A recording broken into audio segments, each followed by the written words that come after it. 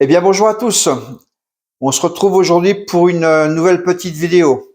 Comme je vous l'avais annoncé il y a quelques semaines, on va fabriquer ensemble un petit système solaire permettant de recharger une batterie avec un petit convertisseur 12 volts, 230 volts pour pouvoir avoir de l'électricité dans la cabane au fond du jardin, en camping ou dans le van quand vous partez en week-end éventuellement. Voilà, de façon à pouvoir s'éclairer, à pouvoir brancher un ordinateur, regarder un peu peut-être des vidéos en streaming, enfin tout ça. Pour le week-end, allez, on est parti.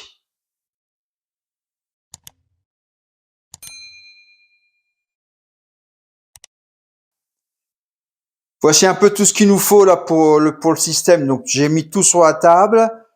Sommairement, on va en parler et après on va revenir sur chaque élément indépendamment pour expliquer comment on s'en sert et à quoi ça sert. La seule chose qui manque sur la table actuellement sont les panneaux solaires. Eux, ils sont restés à l'extérieur. Alors, dans tout ce matériel, qu'est-ce qu'on retrouve? Donc, on retrouve la batterie Redodo, 12,8 volts 100 ampères-heure. Donc, c'est une batterie lithium fer phosphate équipée de 4 cellules en lithium fer phosphate qui sont branchées donc en série pour fournir donc cette tension de 12,8 volts nominale. Sa capacité est de 100 ampères-heure, ce qui fait à peu près 1200, on va dire 1280 Wh d'énergie disponible. Avec cette batterie, quelque chose de très pratique, le chargeur, donc qui permet de charger cette batterie à partir d'une prise de 230 volts à la maison ou éventuellement si vous êtes en rade chez un voisin pour pouvoir recharger cette batterie si vous n'avez pas pu la recharger autrement. Donc chargeur 14,6 volts en 20 ampères qui permet de recharger, on va dire, cette batterie à peu près en 5 heures si elle était vraiment déchargée entièrement. On trouve un sectionneur. Un sectionneur, c'est un coupe-circuit qui va isoler la batterie du reste des équipements. Donc, ce qui vous permet, quand vous êtes que vous êtes rentré à la maison ou que vous ne vous savez pas du système solaire, de couper la batterie de façon à éviter que les équipements qui restent raccordés sur cette batterie vous consomment la batterie petit à petit au fur et à mesure des heures. On retrouve des bus bars. Donc les bus bars, ce sont des éléments passifs qui permettent de faire l'interconnexion du courant continu 12 volts et de distribuer ou de collecter ce 12 volts en provenance de tous les équipements que vous vous servez. Un fusible, celui-là est un fusible en 100 ampères avec son support de fusible qui permet principalement de fondre si jamais il y a un court-circuit. Alors, il va fondre en cas de surintensité, mais dans notre cas, la surintensité va être gérée plus facilement par le BMS qui est dans la batterie. Si on dépasse les 100 ampères, le BMS va couper.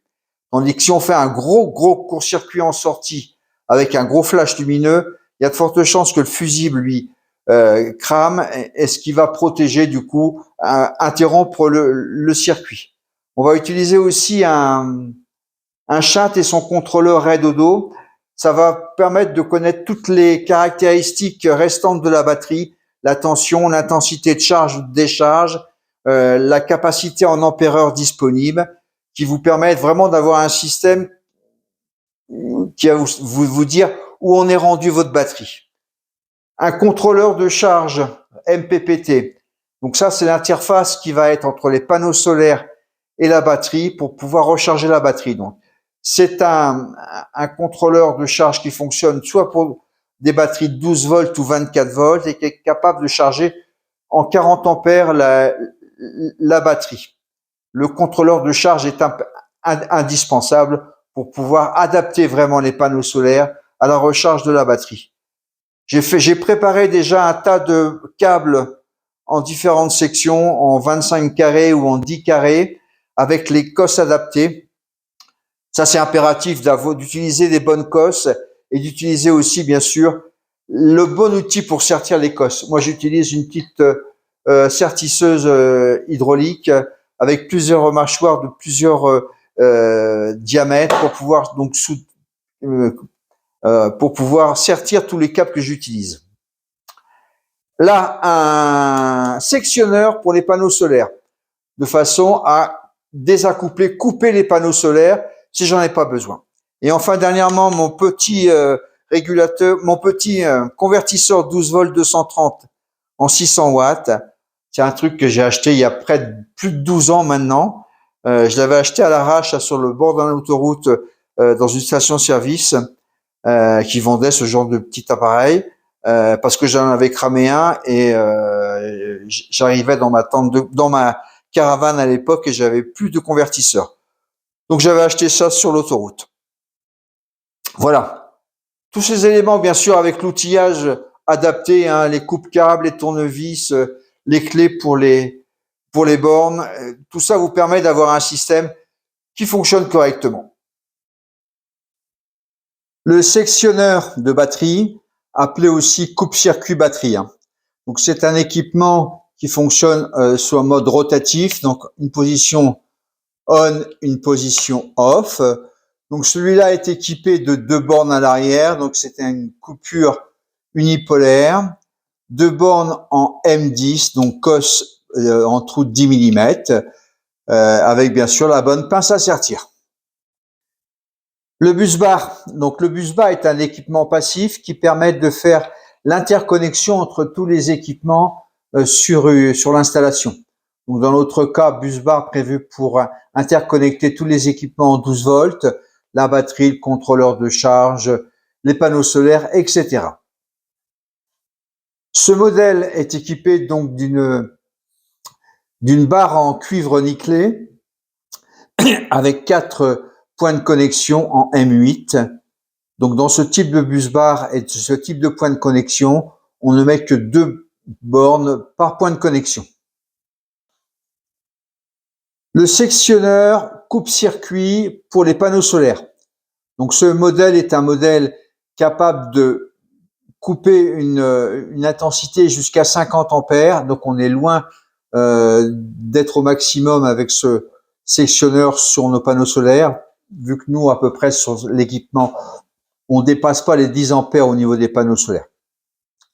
2 bornes d'entrée, plus et moins, 2 bornes de sortie, plus et moins. Permet simplement de couper les panneaux solaires et de les isoler du régulateur de charge. Un équipement très important pour la sécurité, le porte-fusible et son fusible. Donc, va permettre de protéger la batterie, de protéger les équipements derrière. Il va sauter, il va fondre le fusible en cas de surintensité. Donc, dans notre cas, on a un fusible de 100 ampères. Si le courant tiré par l'installation fait plus de 100 ampères, le fusible va sauter et va arrêter tous les équipements. Mais surtout, son rôle le plus important est un rôle de protection en cas de court-circuit. Il peut arriver qu'il y ait un appareil qui se détériore ou une mauvaise manipulation qui provoque un court-circuit. Et automatiquement, le court-circuit va générer une très très forte surintensité. Le fusible va donc brûler, voire même exploser. C'est pour ça qu'il est important d'avoir un porte-fusible avec un capot, de façon à éviter, en cas d'explosion du porte-fusible, de balancer des petits bouts de matière brûlante un peu partout. Le shunt contrôleur de batterie. Donc lui vous permet de connaître l'état de votre batterie, savoir quelle est la tension en charge ou la tension en décharge de la batterie. Il mesure l'intensité du courant qui passe et qui recharge la batterie ou qui décharge la batterie. Et il est lié à cet écran avec 6 mètres de câble qui vous permet donc de pouvoir avoir à distance l'état direct de votre batterie. Le contrôleur de charge. Le contrôleur de charge permet de faire l'interface entre les panneaux solaires et la batterie. Donc, il adapte la tension fournie par les panneaux solaires et la puissance fournie par les panneaux solaires pour pouvoir charger la batterie qui est branchée en sortie. Donc, ce modèle est un modèle M2440N, prévu pour batterie de 12 volts ou de 24 volts. Il va permettre de charger à 600 watts si on est sur une batterie de 12 volts et à 1200 watts si on est sur une batterie de 24 volts. Dessus, on retrouve les entrées panneaux solaires sur bornier, le branchement batterie sur bornier et une sortie directe de la tension de batterie qui vous permet par exemple de pouvoir directement avoir un petit circuit d'éclairage en 12 ou 24 volts suivant la batterie que vous utilisez. Possibilité aussi d'avoir a priori une sortie en RS 485. Je suppose que c'est peut-être pour une communication avec une batterie externe. Je sais pas, j'ai pas d'infos dessus. Et un bornier pour une sonde de température au cas où vous utilisez des batteries plomb. Dans notre cas, ça nous servira pas. Nous sommes en batterie lithium fer phosphate. Donc le convertisseur que j'utilise, 12 volts, 230 volts, pour pouvoir générer donc une tension alternative 230 volts, comme je vous le disais, est un très vieux modèle. Celui-là, il doit avoir 12 ans à peu près. Je l'avais acheté rapidement dans une station-service pour me dépanner. Actuellement, il en existe plein que vous trouverez pareil sur toutes les plateformes. Vous les trouvez en plusieurs puissances, bien sûr. Celui-là est un 600 watts. Vous en trouvez jusqu'à 1000 watts. Mais ce qu'il faut savoir, c'est que plus il va être puissant, plus l'intensité dans les câbles DC va être importante. Donc, plus les câbles devront être gros et plus, bien sûr, l'intensité sera importante. Donc, attention, parce que c'est l'intensité qui produit le plus de ravages dans une installation si l'installation est mal faite. C'est l'intensité qui va faire chauffer les connecteurs, qui va faire chauffer les câbles et qui risque éventuellement de créer un début d'incendie ou un incendie tout simplement. Maintenant qu'on a vu en détail un peu le fonctionnement de tous ces équipements, donc je vais les monter sur une planche. J'ai préparé une planche de test. Donc je monte tout, je raccorde tout et je vous retrouve après pour pouvoir vous expliquer le câblage et pouvoir mettre en service.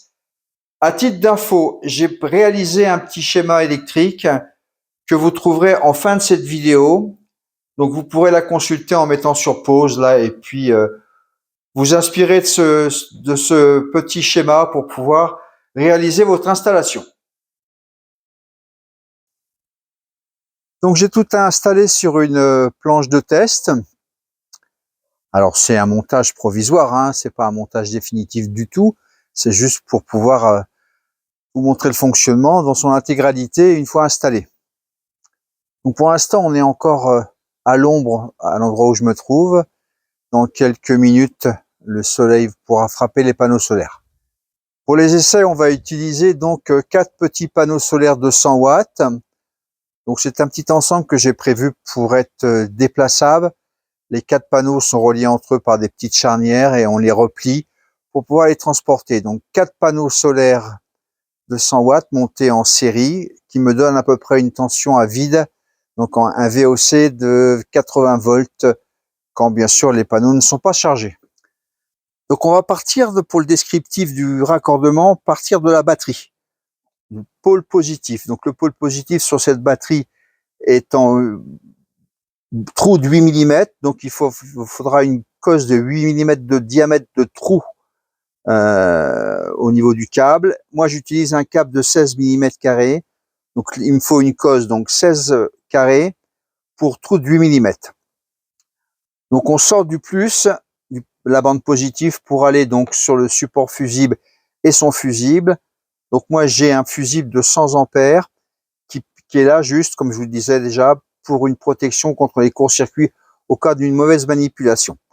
Parce que la surintensité, elle, comme je l'ai déjà dit, est gérée par le BMS intégré dans la batterie. On sort de ce porte-fusible pour arriver au sectionneur qui vous permet d'isoler intégralement l'installation, la mettre en protection ou l'interrompre. Et on sort de ce sectionneur pour arriver au bus bar. Donc ce bus bar là, prévu pour gérer des intensités jusqu'à 200 ampères, 4 points de connexion et au maximum, on met 2 COS maximum sur un point de connexion. Voilà. Donc là, on retrouve la connexion pour aller au connecteur Anderson qui permet de raccorder le chargeur Redodo 14,6 volts 20 ampères.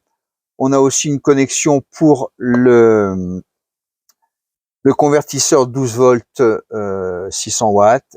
Là, le raccordement positif qui vient du contrôleur de charge et le petit câble 12 volts qui alimente le shunt.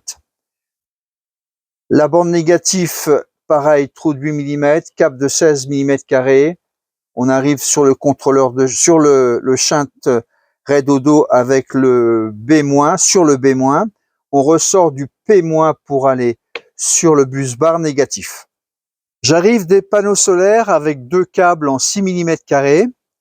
Ces 2 câbles arrivent donc sur le sectionneur.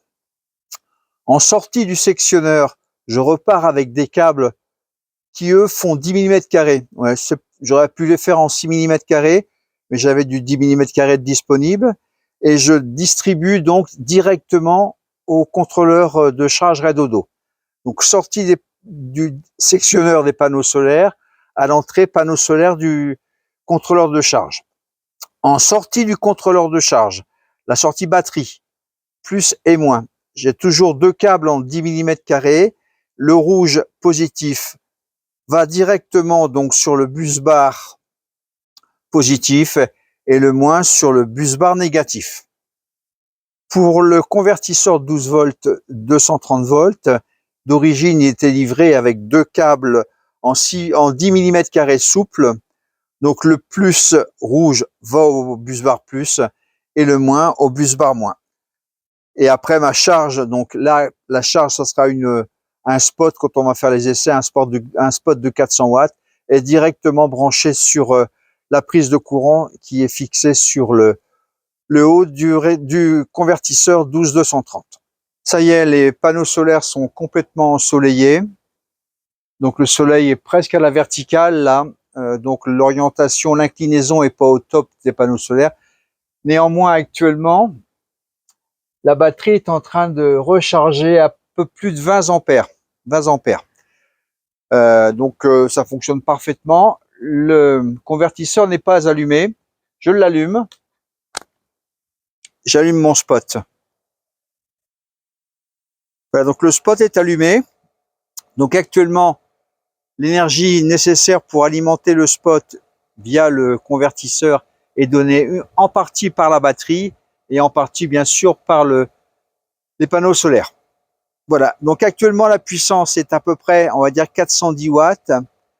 Donc mon régulateur, mon convertisseur fournit l'énergie suffisamment.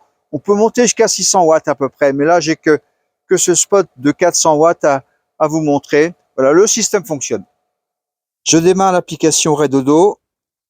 C'est parti. Je vais me connecter donc à mon contrôleur de charge. Voilà, c'est fait. Et là, instantanément, il me donne les paramètres du fonctionnement actuel. Donc actuellement, il charge la batterie à peu près, voilà, 9 ampères 17. La tension de charge est de 13,5 volts là, et la puissance actuelle de 133 watts. Ça s'explique par le fait qu'il y a un nuage qui est en train de passer et qu'automatiquement, c'est pas très très bon pour la production des panneaux solaires. Voilà, ça me suffit en tous les cas. Ça fonctionne nickel. Donc voici pour la présentation de ce petit système solaire qui peut vous permettre d'avoir une petite autonomie là, comme je vous le disais, dans une cabane dans le jardin ou dans un van ou en camping, dans plein de situations. Ce qu'il faut retenir quand même, c'est par rapport à la puissance, si vous êtes dans un système avec une batterie de 12 volts, je vous conseille absolument pas de monter au-dessus d'un régulateur ou d'un convertisseur au-dessus de 800 watts, voire 1000 watts grand maximum. Et de toute façon, si jamais vous avez un convertisseur de 1000 watts, passez directement sur des câbles batterie là, sur du 35 mm².